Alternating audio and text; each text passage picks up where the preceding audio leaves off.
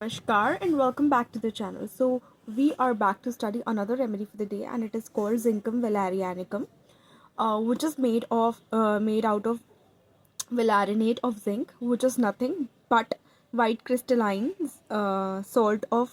zinc salt of valeric acid basically, यानी वैलेरिक acid का जो जिंक सॉल्ट है जो कि वाइट क्रिस्टलाइन फॉर्म में एग्जिस्ट करता है उससे ये रेमेडी बनी हुई है। और आज की हमारी रेफरेंस बुक है again Boericke's new manual of homeopathic materia medica with रेपोर्टरी।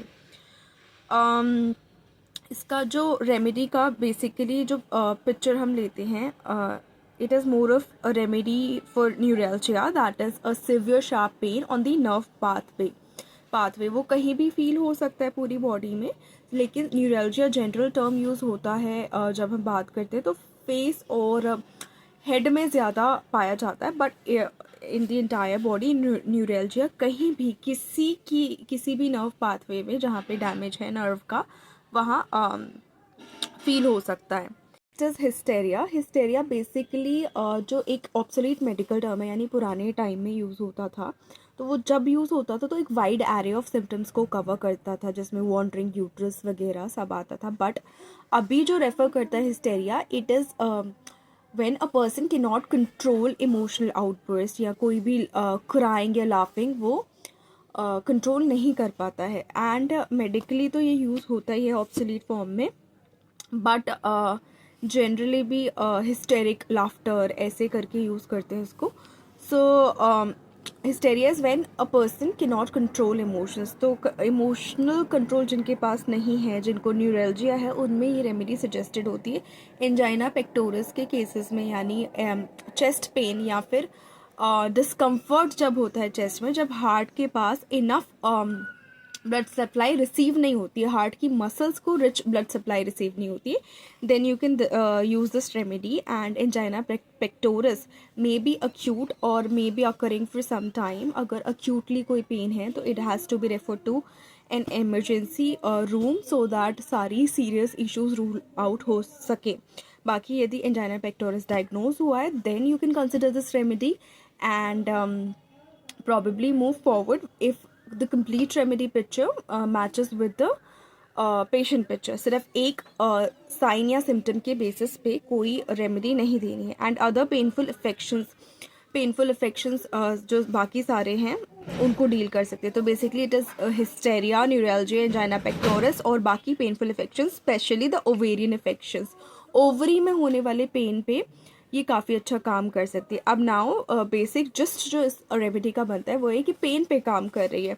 वो नर्व रिलेटेड हो सकता है, हिस्टेरिक हो सकता है, वो एंजाइना चेस्ट रिलेटेड हो सकता है, या फिर कोई भी ओवरी पेन या फिर ओवरी रिलेटेड हो सकता है। देन नेक्स्ट साइन और symptom which it addresses is epilepsy without an aura, यानी सीजर्स जो कि बिगिन करते हैं सडनली विदाउट एनी और विद अननोटिस्ड वार्निंग साइंस। और मतलब कोई ना कोई साइन, जैसे लाइट आ रही है तो पेशेंट का कुछ स्मेल से इनिशिएट हो रहा है, यानी जब भी एपिलेप्सी विद ऑरा होगी तो वो कोई विजुअल डिस्टर्बेंस पहले होगी, कोई स्मेल में गड़बड़ी होगी या कुछ अजीब लगेगा पेशेंट को।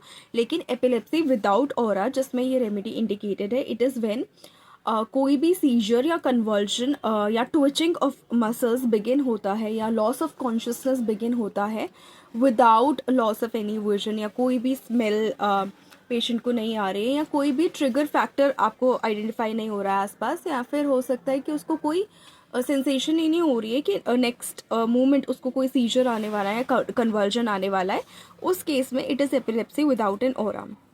Then next is hysterical angina pectoris. अब hysterical angina pectoris pseudo angina को भी रेफर कर सकते हैं। Pseudo is false, angina is again chest pain that mimics the symptoms of true heart related problems, लेकिन वो मोर होता है बिकॉज ऑफ इमोशनल स्ट्रेस या अंडरलाइंग कोई साइकोलॉजिकल फैक्टर है या कोई एंजाइटी है पेशेंट को, उस वजह से ज़्यादा होता है, rather than underlying coronary artery disease या इस्कीमिया या ब्लड सप्लाई की शॉर्टेज है हार्ट में, ऐसा कम देखने को मिलता है when it is historic angina pectoralis, यानी किसी इमोशनल रीज़न या स्ट्रेस या साइकोलॉजिकल प्रॉब्लम की वजह से होता है। देन हिस्टेरिकल एंजाइना पेक्टोरस के केस में क्लार्क ऐसा कहता है, डिक्शनरी ऑफ डॉक्टर मेटेरिया मेडिका ऐसा कहती है कि ये it is a favourite anti hysterical medicine according to Clarke. तो हिस्टेरिया यानी ऐसा कुछ इमोशंस की वजह से या स्ट्रेस की वजह से या साइकोलॉजिकल इश्यूज़ की वजह से जो भी प्रॉब्लम्स हो रही है, उस केस में आप इस रेमेडी को यूज़ कर सकते हैं। But again please take it as and how prescribe by your doctor and not not by prescribing it to yourself just by after hearing it. फिर then it is facial neuralgia. facial neuralgia के केस में ये आता है, यानी facial neuralgia को trigeminal neuralgia की तरह भी देख सकते हैं. It is a chronic of an excruciating neuropathic condition causing sudden severe electric shock like or stabbing facial pain typically on one side. एक साइड पे पेन होगा, न्यूरल्जिया यानी नर्व रिलेटेड है, स्टैबिंग होगा, ऐसे लगेगा चाकू लग रहा है पेशेंट को, difficult pain to deal with pain होता है. Violent in the left temple and inferior maxillary. Left temple यानी लेफ्ट साइड पे यहाँ पे पेन होगा और इंफीरियर मैक्सिलरी यानी यहाँ पे पेन होगा. अब लेफ्ट टेम्पल इज बेसिकली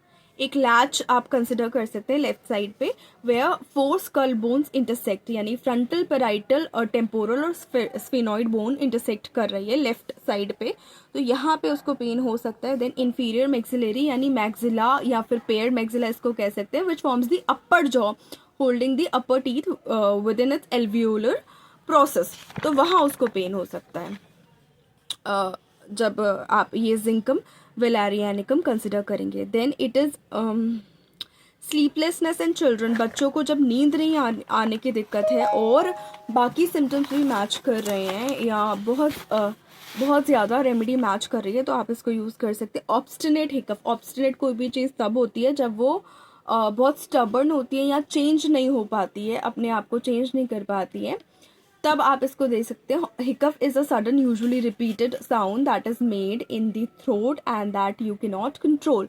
तो हिचकी को बेसिकली हिकअप कहते हैं. ऑब्स्टिनेट होगी, it last longer than 48 hours, persistent है, या फिर बहुत बहुत घंटे तक, एक महीने के लिए चल सकती है, over a month. Involuntary diaphragmatic spasms होते हैं. डायफ्रैम के बेसिकली स्पैजम है जिसकी वजह से साउंड क्रिएट हो रही है. अब ऑब्स्टिनेट है यानी ठीक नहीं हो रही है, काफ़ी समय से ठीक नहीं हो रही है. बहुत सारे लोगों को गैस्ट्रिक इश्यूज़ की वजह से ये हिकअप हो जाते हैं and they do not get better for days even after taking injections and all. Practically देखें तो. दूसरा एंजाइटी की वजह से, जो कि ये रेमेडी ज़्यादा डील कर रही है हिस्टेरिया से, एंजाइटी की वजह से या कोई अंडरलाइंग स्ट्रेस है उसकी वजह से यदि हिचकियाँ शुरू हो गई, तब आप इस रेमेडी को यूज़ कर सकते हैं.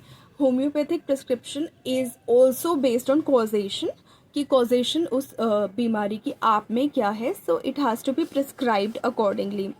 उसके बाद पेशेंट को नेक्स्ट आते हैं हम, हेड रीजन में क्या क्या कंप्लेंट्स हो सकती हैं. वायलेंट, बहुत भयंकर न्यूरल्जिक इंटरमिटेंट हेडेक्स, आते जाते वाले हेडेक्स, लेकिन वायलेंट हैं, बहुत ज़्यादा हैं. टेंशन की वजह से हो सकते हैं, स्ट्रेस की वजह से हो सकते हैं, डिहाइड्रेशन की वजह से हो सकते हैं, या आई स्ट्रेन की वजह से हो सकते हैं, या कोई पुअर प्रोसीजर हुआ है उसकी वजह से हो सकते हैं. उसके बाद becomes almost insane with pain. इतना पेन है कि ऐसा लगेगा कि वो पेन की वजह से पागल हो रहा है, ऐसे हो सकता है. Which is piercing and stabbing, मतलब बहुत पियर्स कर रहा है, स्टैब कर रहा है. पियर्स यानी जो कान छिदवाते हैं तो उसको भी पियर्स कहते हैं, छेदन. तो ऐसा लगेगा कहीं इतना भयंकर पेन होगा कि किसी को लेकर हेड में पियर्सिंग हो रही है, स्टैब कर रहा है, कोई चाकू मार रहा है. Uncontrollable sleeplessness from pain in the head with मेलनकली. बहुत ज़्यादा पेशेंट को जो है नींद नहीं आ रही है क्योंकि बहुत ज़्यादा पेन है. उसके बाद मेलनकली है यानी एक्सट्रीम सैडनेस है, और कॉजेशन हो सकता है पेशेंट आइडेंटिफाई ना कर पाए उस मेलनकली का. Then we come to female symptoms. It is ovaralgia, that is pain in ovary. Pain shoots down the limbs even to foot, यानी ओवरेल्जिया है, algia is pain, ovary plus algia is ovaralgia, that is pain in ovaries. अब pain जो है ovaries में तो होगा, but कैसे होगा, वो डाउन द लिम्स जाएगा, वहाँ से शुरू होकर नीचे तक जाएगा पैरों में. एक्सट्रीमिटीज़ में severe pain in neck and spine देखने को मिलेगा। Can not sit still, legs in constant motion, क्योंकि पेन है इसकी वजह से